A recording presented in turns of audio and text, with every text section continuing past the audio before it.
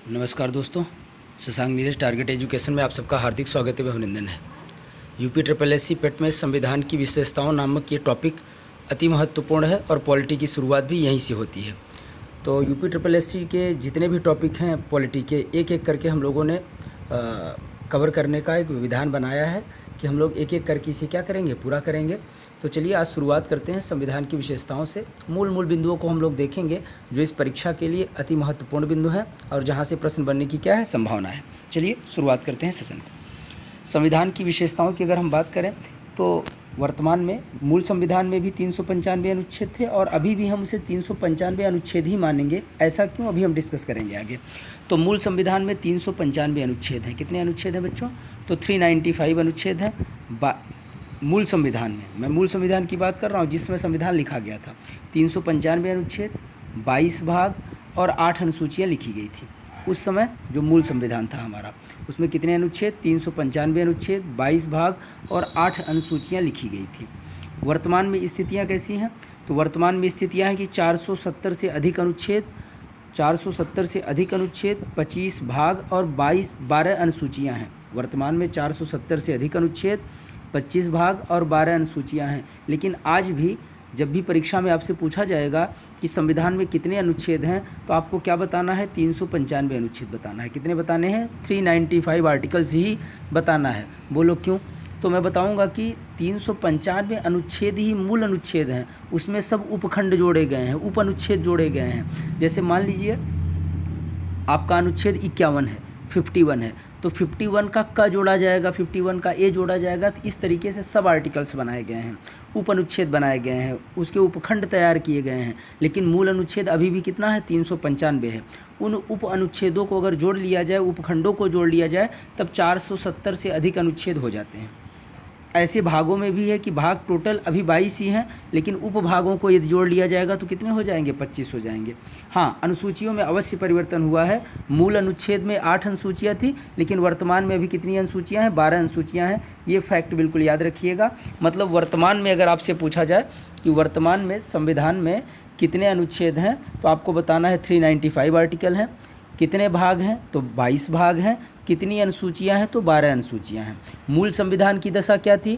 395 अनुच्छेद थे, 22 भाग थे और 8 अनुसूचियां थी। तो परिवर्तन हमें अनुसूचियों में लिखना है कि 8 से बढ़कर के कितनी हो गई हैं? 12। बहुत अच्छे से समझ गए होंगे सारे पॉइंट्स को। मैंने बोला कि 395 अनुच्छेद, 22 भाग और 8 अनुसूचियाँ मूल संविधान में थी। वर्तमान में 470 से अधिक अनुच्छेद हो चुके हैं, 25 भाग हो चुके हैं और 12 अनुसूचियाँ। ये जो चेंज आप देख रहे हो अनुसूचियों में 8 से कितना हो गया? 12। ये चेंज बिल्कुल भी डिटरमिन करना है, चीज़ों को अच्छे से समझना है। हाँ, भाग में अवश्य जो जोड़े गए हैं, जैसे 22 भाग मूल था, अभी भी 22 भाग ही है, उसमें कुछ उपभागों को जोड़कर उसे 25 कर दिया गया है। अनुच्छेद अभी भी 395 ही हैं, उप अनुच्छेदों को जोड़कर कितना कर दिया गया है? 470 कर दिया गया है। तो मूल अगर बात की जाए तो 395 अनुच्छेद, 22 भाग और 12 अनुसूचियाँ वर्तमान में हैं। पहले कितनी थी? 395 अनुच्छेद, 22 भाग और 8 अनुसूचियाँ थी। चलिए थोड़ा आगे बढ़ते हैं। आगे बढ़ेंगे, अब देखा जाए कि आखिर विशेषता हमारे संविधान की क्या है। ये तो हम बता रहे थे, एक ओवरव्यू लेना था कि कितने अनुच्छेद हैं। तो आप सीधे सीधे बताओगे 395 आर्टिकल हैं। कितने भाग हैं? तो बताओगे 22 भाग हैं। कितनी अनुसूचियाँ हैं? बताओगे 12 अनुसूचियाँ हैं। मूल संविधान में अनुसूचियों की संख्या कितनी थी? 8 थी। बस इतना याद रखिएगा। आइए विशेषता की ओर बढ़ते हैं। तो पहली विशेषता क्या है कि भारत का संविधान है कैसा? तो भारत के संविधान में कठोरता पाई जाती है या लचीलापन है? तो एक बात याद रखिए, इसके अलग अलग भागों में अलग अलग स्वभाव आपको देखने को मिलेगा। कहीं उपबंध आपको लचीला नज़र आएगा तो उसको नियंत्रित करने के लिए कहीं कठोर उपबंध भी किए गए हैं। कहीं पर ज़्यादा लचीला उपबंध है, बहुत फ्लेक्सिबिलिटी है उसमें, लेकिन कहीं पर उसी को नियंत्रित करने के लिए, बैलेंस करने के लिए अत्यधिक कठोर उपनियम भी बनाए गए हैं, नियम भी बनाए गए हैं। तो हम कह सकते हैं कि भारत का जो संविधान है ना तो कठोर है और ना ही लचीला है। ये बड़ा ही संतुलित प्रकार का संविधान है। एक बात याद रखिएगा, संविधान निर्माताओं ने सदैव ही ये प्रयास किया था कि संविधान ऐसा बनकर आपके सामने आए कि उसमें शीघ्रातिशीघ्र संशोधन की आवश्यकता न पड़े, लेकिन ऐसा हुआ नहीं। आवश्यकता और समय के साथ संशोधन की अनिवार्यता थी, इसीलिए आज 100 से अधिक संशोधन हो चुके हैं। तो चलिए आगे बढ़ते हैं। तो एक बात तो हम समझ गए कि भारत का संविधान कठोर न तो ज़्यादा कठोर है और न ही ज़्यादा क्या है बच्चा, लचीला है। दूसरा पॉइंट देखते हैं, तो दूसरे पॉइंट को कंसीडर करेंगे तो धर्मनिरपेक्षता। तो भारत का संविधान कैसा है, धर्मनिरपेक्ष है। इसका मतलब सीधा सा कहने का कि सरकार का सभी धर्मों के साथ समान व्यवहार होगा, या यूँ कह लें कि सरकार का कोई विशेष धर्म नहीं होगा। वो क्या करेगा, सभी के सभी धर्मों के साथ समान व्यवहार करेगी। सरकार क्या करेगी, सभी धर्मों के साथ समान व्यवहार करेगी। चलिए थोड़ा और आगे बढ़ते हैं। तीसरा पॉइंट देखते हैं, एकल संविधान। एकल संविधान सिर्फ भारत की संसद को संविधान में बदलाव की शक्ति प्रदान करता है। मतलब संविधान में यदि कोई परिवर्तन होगा तो उसे कौन कर सकता है, संसद कर सकती है। ये बहुत ही इंपॉर्टेंट पॉइंट है, याद रखिएगा कि संविधान में परिवर्तन का अधिकार या बदलाव का अधिकार संविधान में, मान लीजिए कोई भी ऐसे उपबंध हैं जो वर्तमान समय में लाभप्रद नहीं है, या ये कह लीजिए उनके अस्तित्व का कोई मतलब नहीं है, तो उसमें जो चेंज होना होगा, जो एक प्रकार से अनिवार्य परिवर्तन होगा, वो संसद ही कर सकती है और संविधान में कहीं से कोई परिवर्तन नहीं लाया जा सकता है। अगली बात, हमारा संविधान कहता है कि भारत की नागरिकता कैसी होगी, तो संविधान प्रत्येक व्यक्ति को केवल एकल नागरिकता प्रदान करता है। यदि आप भारत के नागरिक हैं तो फिर कहीं और के नागरिक नहीं हैं, यदि कहीं और के नागरिक हैं तो आप फिर भारत के नागरिक नहीं हैं। और भारत में भी दोहरी नागरिकता नहीं है। दोहरी नागरिकता का मतलब ये है कि राष्ट्रीय नागरिकता और एक तरीके से कह लीजिए कि स्थानीय नागरिकता, ऐसा कोई प्रावधान नहीं है कि राज्य स्तर पर आपको अलग नागरिकता मिले और राष्ट्रीय स्तर पर अलग। आपको एक ही नागरिकता मिलेगी। यदि आप देश के नागरिक हैं तो स्वयं ही आप राज्य के नागरिक हो जाएंगे, स्थानीय जहां पर आप रह रहे हैं उस क्षेत्र के नागरिक माने जाएंगे। तो भारत में कैसी नागरिकता है, एकल नागरिकता है। ये बात भी ख्याल रखिएगा। ये सब भारतीय संविधान की प्रमुख विशेषताएँ हैं। ये सब क्या है, भारतीय संविधान की प्रमुख विशेषताएं हैं। बात करते हैं मौलिक कर्तव्य की। मौलिक कर्तव्यों को किसकी सिफारिश पर लाया गया था, तो मौलिक कर्तव्यों को सरदार स्वर्ण सिंह की सिफारिश पर, सरदार स्वर्ण सिंह समिति की अनुशंसा पर संविधान के 42वें संशोधन, संविधान का जो 42वां संशोधन हुआ था, इसे मिनी कॉन्स्टिट्यूशन के नाम से जानते हैं। लघु संविधान है क्योंकि इसमें बहुत सारे परिवर्तन शामिल थे। उन्हीं में से एक परिवर्तन कौन सा है, मौलिक कर्तव्यों को लाना। 42वें संविधान संशोधन कब हुआ, 1976 में। ये डेट भी बहुत ही इंपॉर्टेंट है, याद रखिएगा। 42वां संविधान संशोधन कब हुआ, 1976 में हुआ। 42वें संविधान संशोधन को किस नाम से जानते हैं, तो लघु संविधान, मिनी कॉन्स्टिट्यूशन के नाम से जानते हैं, क्योंकि इसमें बहुत सारे संशोधन थे। अभी आगे हम लोग जब संविधान संशोधन की परिचर्चा करेंगे, आर्टिकल 368 पर बात करेंगे, तो वहाँ पर हम लोग विधिवत पढ़ेंगे कि 42वें संविधान संशोधन के तहत क्या क्या परिवर्तन हुआ था संविधान में। फिलहाल इतना याद रखिएगा कि मौलिक कर्तव्यों को किस संविधान संशोधन के द्वारा जोड़ा गया, तो 42वें संविधान संशोधन 1976 के द्वारा जोड़ा गया।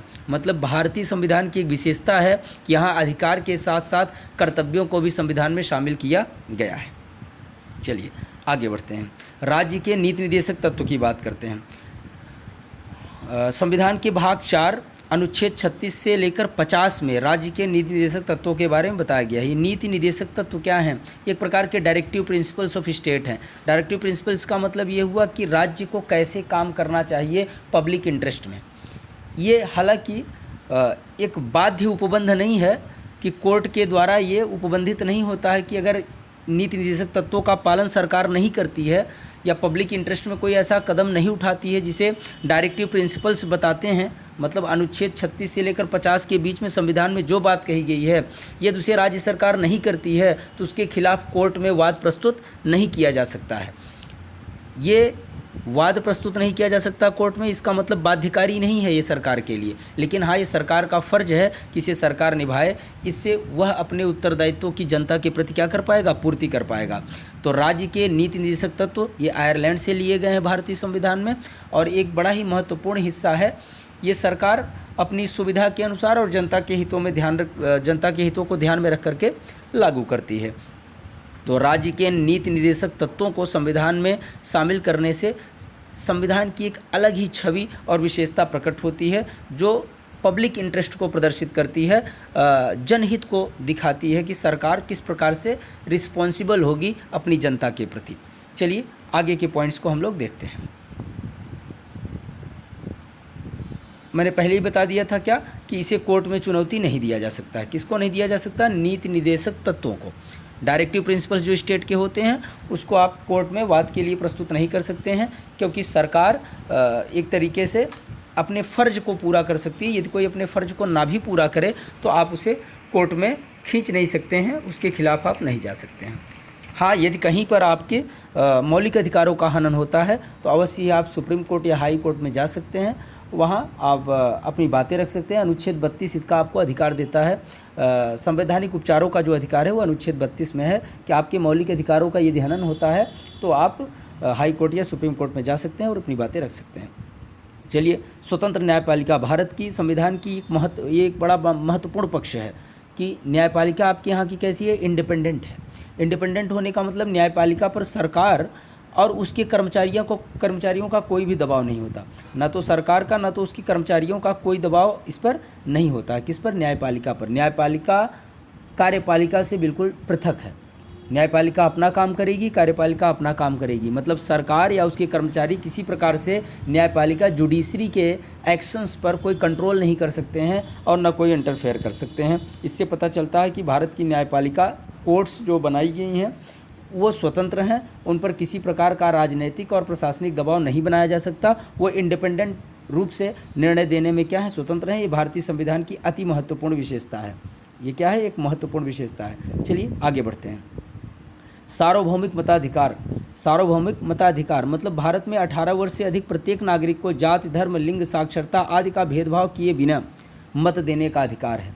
हाँ, मत देते समय किसी प्रकार का भेदभाव संभव नहीं। फला जाति के, फला धर्म के, फला लिंग के, स्त्री पुरुष कौन है, मत देने का उन सबको अधिकार है जो देश के क्या हैं, नागरिक हैं और जिन्होंने 18 वर्ष की उम्र क्या कर ली है, पूरी कर ली है। पहले यह उम्र 21 वर्ष थी। पहले यह उम्र क्या थी, मताधिकार, वयस्क मताधिकार की जो उम्र निर्धारित की गई थी कितनी थी 1950 में। तो 1950 में जब ये की गई थी तो बच्चा ये 21 वर्ष थी। कितनी थी? 21 वर्ष थी। लेकिन बाद में चल करके 61वां संविधान संशोधन होता है, 61st कॉन्स्टिट्यूशनल अमेंडमेंट आता है और ये 61वें संविधान संशोधन से 21 साल की जो वयस्क मताधिकार की उम्र थी इसे घटाकर कितना कर दिया जाता है, 18 साल कर दिया जाता है। कितना कर दिया जाता है बच्चा? 18 कर दिया जाता है। पहले कितना था? 21 साल था। 21 से घटाकर 18 साल कब किया गया? 61वें संविधान संशोधन के द्वारा 1989 में। ठीक है, तो ये आप याद रखिएगा, 61वें संविधान संशोधन के द्वारा ही उम्र 18 वर्ष की गई है। इसके पहले यह मताधिकार की उम्र कितनी थी? 21 वर्ष थी। लेकिन एक बात तो याद रखिएगा, सार्वभौमिक मताधिकार भारतीय संविधान की एक विशिष्ट विशेषता है। भारतीय संविधान में हर एक लिंग, हर एक जाति, हर एक धर्म और साक्षरता के किसी स्तर पर हो, कोई इलिटरेट है, लिटरेट है, हायर एजुकेटेड पीपल है, चाहे जैसा भी हो व्यक्ति, लेकिन वो मताधिकार के लिए एलिजिबल होगा यदि वो भारत का नागरिक है और अपने सभी दस्तावेजों को सुरक्षित रखता है और उसे प्रस्तुत कर देता है, तो निर्वाचन आयोग अवश्य उसे वोट देने का अधिकार देता है। चलिए आगे बढ़ जाते हैं। ये भारतीय संविधान की अगली विशेषता थी। ये तो दुनिया में बड़े ही पूरी दुनिया भर में देखिए तो भारतीय संविधान का एक नया स्वरूप आपको मिलेगा। उसे क्या कह सकते हो? लिखित एवं विस्तृत संविधान। भारत से बड़ा संविधान किसी के पास नहीं है। भारत से बड़ा लिखित संविधान इस दुनिया में किसी देश के पास नहीं है। भारत के पास दुनिया का क्या है? सबसे बड़ा लिखित संविधान है। ये बात याद रखिएगा। मतलब दुनिया का सबसे बड़ा और लिखित संविधान किसका है? भारत का है। ये भी भारतीय संविधान की एक विशिष्ट विशेषता है। अल्पसंख्यक हितों की रक्षा है। अल्पसंख्यक क्या है? हितों की रक्षा है। वहीं पर हम लोग अभी जब हम लोग मूल अधिकार पर, अगले लेक्चर में हम लोग मूल अधिकार पर बात करेंगे, तो मूल अधिकार में आप देखेंगे कि सीधे 12 से लेकर अनुच्छेद 36 तक की बात करेंगे, जिसमें 14 से लेकर 18 तक हम लोग समानता के अधिकार की बात करते हैं, राइट टू इक्वालिटी की बात करते हैं। तो जब इक्वालिटी की बात करते हैं तो वहीं पर हम देखेंगे कि हर एक वर्ग, हर एक जाति, हर एक क्षेत्र के लोगों को समान अधिकार दिए जाते हैं, समानता का अधिकार दिया जाता है। लेकिन उसी में कुछ स्पेसिफिकेशन लाकर, उपखंडों को जोड़कर अल्पसंख्यक के हितों की रक्षा की भी बात की जाती है। समानता का अधिकार जरूर 14 से 18 में, लेकिन मूलाधिकार में ही आगे जब हम बढ़ेंगे अनुच्छेद 29 से 30 में, तो वहाँ पर अल्पसंख्यक के हितों की रक्षा की भी बात की जाएगी। तो बहुत अच्छे तरीके से, सुसज्जित तरीके से सेट किया गया है भारतीय संविधान को, जिसमें कोई भी पक्ष, कोई भी वर्ग अछूता ना रह जाए, पिछड़ ना जाए, सब बैलेंस होकर के क्या चले, साथ में चले। तो अल्पसंख्यक के हितों की रक्षा का प्रावधान भी कहाँ किया गया है? भारतीय संविधान में किया गया है, जिसे इक्वालिटी के जो कंसेप्ट हैं। एक बात आप जानिए कि संविधान में जो भी उपबंध या अनुच्छेद बनाए गए हैं उनको जब तक अप्लाई न किया जाए समान रूप से तब तक वो किसी कार्य के नहीं है, क्योंकि उसका समाज पर एक जब तक असर न देखने को मिले इक्वालिटी आएगी कहाँ से। तो उन सबको ध्यान में रखते हुए संविधान के ढांचे को इस प्रकार तैयार किया गया है कि हर एक के हितों की रक्षा हो। जो अग्रणी है वो तो ठीक है, जो पिछड़ा वर्ग है उसको भी अग्रणी श्रेणी में लाया जाए, मूल धारा में जोड़ा जाए। उसी प्रयास में भारत के संविधान में अल्पसंख्यक के हितों की रक्षा के लिए अनुच्छेद 29-30 दिया गया है, जिस पर हम लोग आगे मूलाधिकार में बात करेंगे। जब फंडामेंटल राइट्स हम लोग पढ़ेंगे तो उसमें बात करेंगे, जो अगले लेक्चर का हमारे हिस्सा होगा। स्थानीय स्वशासन की भी बात की गई है भारतीय। अब एक बात तो ये समझिए, गांधी जी ने वैसे भी कहा था भारत गाँव का देश है। 6.5 लाख के करीब आप क्या देखोगे भारत में गाँव है बच्चों। और गाँव में आप एक बात जान लीजिए, जब कनेक्टिविटी तैयार की जाती है, मतलब ये कह लीजिए सीधे सीधे कि अगर रीच पहुंचाई जाए कि कैसे कॉन्स्टिट्यूशनली प्रशासन कैसे चलाया जाए, तो उसमें आपको जीरो लेवल से कंट्रोल करना सीखना होगा कि गांव के लोग, समिति के लोग, ये कह लीजिए कि पंचायती व्यवस्था क्या है। जब तक उसको एक संवैधानिक दर्जा न दिया जाए तब तक आप ग्राउंड या रूट लेवल से पूरे की पूरी जनता को नियंत्रित नहीं कर सकते हैं और उन्हें उनके अधिकार वापस नहीं दे सकते हैं। तो उनको पूरे अधिकार मिले, उनका नेता ही उनके बीच में रहे और उन्हीं का कार्य करे। इसके लिए त्रिस्तरीय शासन व्यवस्था बलवंत राय मेहता ने तैयार की थी। किसकी सिफारिश पर त्रिस्तरीय व्यवस्था लागू की गई थी? तो बलवंत राय मेहता, याद रखिएगा, किसके? बलवंत राय मेहता के, BR मेहता के कहने पर क्या की गई थी? ये लागू की गई थी, उन्हीं की सिफारिश थी जो त्रिस्तरीय शासन की। और ये एक बात याद रखिए, स्थानीय स्वशासन में नगरीय स्थानीय स्वशासन भी है, जिसमें नगर निगम, नगर पालिका, इन सब चीज़ों को देखते हैं, और स्थानीय स्वशासन भी जिसमें नगर पंचायत हम लोग पढ़ते हैं। तो कुल मिलाकर 3 स्तर पर क्या किया था? स्थानीय स्वशासन को बलवंत राय मेहता ने क्या कर दिया था? बांट दिया था। और स्थानीय स्वशासन की अगर बात करेंगे तो बहुत लेवल से अगर इसे समझा जाएगा एक एक काम करके, तो स्थानीय स्वशासन एक अलग टॉपिक बन जाता है, जिसको हम लोग बाकायदा परिचर्चा में ला सकते हैं। बलवंत राय मेहता समिति की बात कब आई? तो 1959 में आई। उन्होंने रखा, नागौर राजस्थान से ये चीज़ें चलती हैं, लागू होती हैं, पूरे देश में धीरे धीरे क्या होती हैं? फैल जाती हैं। लेकिन हाँ, इनको संवैधानिक दर्जा जो दिया गया वो तो काफ़ी बाद में दिया गया। 1992 के करीब इनको क्या मिला? संवैधानिक दर्जा मिला है। तो जब संवैधानिक दर्जा मिल गया तो इस स्थानीय स्वशासन की वैल्यू क्या हो गई? बढ़ गई। और ये समझ लीजिए कि जो हाशिए पर खड़े लोग भी थे वो भी लोकतांत्रिक राजनीतिक व्यवस्था में क्या हो गए? शामिल हो गए। तो ये इस प्रकार से हमने क्या देखा कि भारतीय संविधान की क्या प्रमुख विशेषताएं हैं, इतना याद रखिएगा। एकदम बहुत क्रम से हमने चीज़ों को डिस्कस किया है। यदि आपको कोई समस्या हो तो कमेंट बॉक्स में अवश्य बताइएगा। हम लोग अच्छे से एक एक टॉपिक को कवर करेंगे। आज हमने भारतीय संविधान की विशेषता देखी है। अगले लेक्चर में, कल के लेक्चर में हम लोग क्या देखेंगे?